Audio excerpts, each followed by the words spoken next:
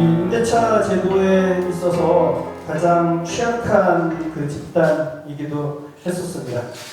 앞서 얘기했던 낮은 품질의 지옥고라고 얘기되는 낮은 품질의 주택에 높은 월세를 내고 대부분 살고 있는 이 청년들에게 주택임대차보호법 개정은 어떤 의미로 다가오는지 청년 세입자가 바라본 주택임대차보호법 개정과 관련돼서 민달팽이 유니온의 정용찬 사무국장께서 발표해 주시겠습니다. 안녕하세요. 민달팽이 유니온에서 왔습니다. 네, 17 부동산 대책 이후에 논란이 되었던 지난 2달간의 논란들이 이제 일단락이 된 것 같습니다. 그 시간 동안 많은 청년들의 걱정 어린 목소리도 들을 수 있었습니다.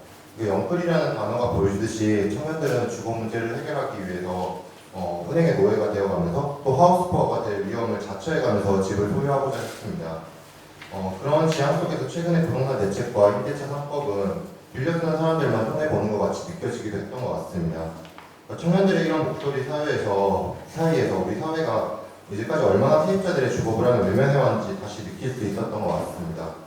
또 누군가는 자기도 임차인이라고 말하면서 청년들의 주거 불안 해소를 위해서는 세입자들이 더 은행의 노예가 되어야 되고 또 더 자주 이사를 해야 한다고 말을 하고 있습니다. 그러니까 다양한 이런 목소리들 사이에서 다시 묻고 싶은 것은 왜 청년과 세입자가 집을 사려고 해왔는지에 대한 것입니다. 우리 사회는 이제까지 세입자로 살아가는 사람에게는 계속 거주권은 물론이고 근로 능력을 성실하게 되었을 때 삶을 유지할 수 있는 생존권조차 보장하지 않았습니다. 우리 사회는 집을 소유하는 것을 통해서만 시민들에게 스스로 복지를 해결할 것을 강요해 왔습니다.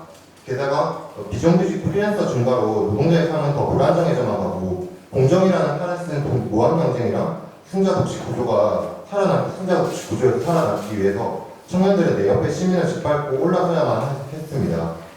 점점 더 미래가 불안정해 가는 사회에서 청년 세입자는 생애 주기라는 개인의 인생 설계를 위해서는 지금 당장 임대인의 과도한 주거권 침해를 벗어나기 위해서 집을 사는 선택지만을 추구할 수밖에 없었습니다. 하지만 문제의 원인이 청년 세입자가 집을 소유하지 못했기 때문이 아니라 우리 사회가 시민이 집을 소유해야만 안정적으로 살 수 있도록 방치했기 때문인 것을 생각하면 이제 문제를 푸는 방식도 세입자에게 집을 사도록 대출을 푸는 방식이 아니라 세입자로 살아도 주거권을 보장받을 수 있고 일생을 안정적으로 살아갈 수 있도록 제도적 기반을 마련하는 방식이어야 합니다. 임대차 3법은 자가 소유라는 절벽으로만 치닫고 있던 청년과 세입자들의 삶에 세입자로 살아도 안정적으로 살아갈 수 있을 또 다른 선택지를 마련했다는 점에서 많은 한계에도 불구하고 그 의의가 크다고 할 것입니다. 덧붙여서 임대차 3법이 전세 물량을 줄일 것이라는 비판, 그리고 법 시행의 과도기에 전세값이 폭등할 거라는 우려도 있습니다. 하지만 앞서서 최현영 선생님께서 말씀해 주셨듯이 전세 물량은 2006년부터 계속 이미 줄어들고 있던 상황이고 이런 변화는 단순히 임대차 3법의 도입 여부라는 것을 통해서 결정되는 것이 아니라 임대인의 금융 상태나 시장 금리 등과 밀접한 관계가 있는 것입니다. 때문에 2014년이나 2016년 즈음에 정부와 정치권에서 전세 시대는 이제 끝났다라고 말해왔던 것이라고도 생각을 합니다. 그런 전세가 폭등 우려 역시 기존 시장 상황에서의 우려와 분리해서 생각을 하면 전월세 인상률 상한제의 즉시 시행으로 인해서 오히려 임대인 마음대로 전세값을 올릴 문제를 예방할 수 있게 된 것입니다. 실제로 임대차 3법 이전에 전월세 인상률 상한제를 적용하고 있던 등록임대주택의 전세가 격인상과 미등록임대주택의 인상률을 비교를 하면 5%의 인상률이 굉장히 높은 수치임에도 불구하고 임대료 통제 효과가 있음을 발견할 수 있기도 하였습니다. 한편 4년 동안의 계약갱신 요구권 보장과 전월세 인상률 제한만으로는 세입자의 삶이 당장 나아지는 것이 아닙니다.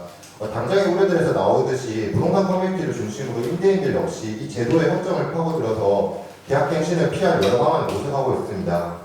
이제 세입자들 역시 임대차 3법이 쥐어준 계약갱신 요구권이라는 도구를 활용해서 이제 임대내계로만 너무 기울어졌던 이 임대차 권력관계를 바로잡는 노력을 하는 협상이 시작되어야 합니다.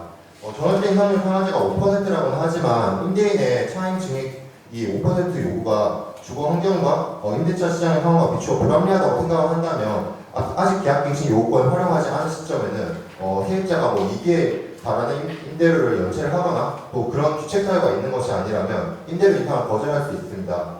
임대인이 나가라고 하면 임대인에게 말 한마디 못하고 쫓겨나야만 했던 기울어진 임대차 권력 관계가 아니라 세입자도 이제 스스로 계속 거주를 요구할 수 있는 그리고 계속 거주의 침해에 대한 손해를 주장할 수 있게 된 것입니다.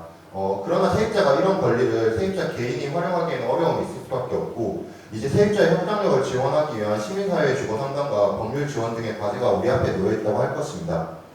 그런 점에서 여전히 소송을 통한 법적 문제 해결에 익숙하신 우리 사회에서 임대차 문제 해결의 중요한 제도가 될 수 있는 주택임대차 분쟁 조정위의 권한 강화가 이번 개정에서 이루어지지 않은 것은 다시금 안타깝다고 할 수밖에 없을 것 같습니다. 또 세입자가 임대차 계약 시에 주거비 협의의 기준이 될 수 있는 기준임대료 혹은 표준임대료의 도입이 무산된 것 역시 이번 입법의 한계라고 할 것입니다. 이후 전월세 신고제 도입과 시행을 통해서 세입자에게 임대료 시세 등이 공개돼서 이런 한계를 보완할 수 있는 방안을 모색해야 할 것입니다. 또 미완의 과제도 있는 상황입니다. 다시 주택임대차법 개정 연대는 그 출범에서 5대 요구안의 하나로 임차 보증금 보호 강화에 대한 요구도 내세웠습니다. 하지만 이번 주택임대차법 개정에서는 반영되지 못했는데 21대 국회에서 지금 발의되는 법안들을 보면 전입신고 후에 대항력이 바로 발생하게 하거나 선순위 확정일자 부여일에 대한 정보 제공 요청 권한 그리고 세입자가 임대인의 미납부채 정보를 열람할 수 있는 권한을 보완하는 제도도 지금 발의가 되어 있는 상태입니다. 이런 제도들은 임차 보증금 보호를 위한 근본적인 대책은 되지 못하지만 그럼에도 세입자가 보증금을 보호받을 수 있는 제도적 장치로서 이후 계속 논의될 필요가 있을 것입니다.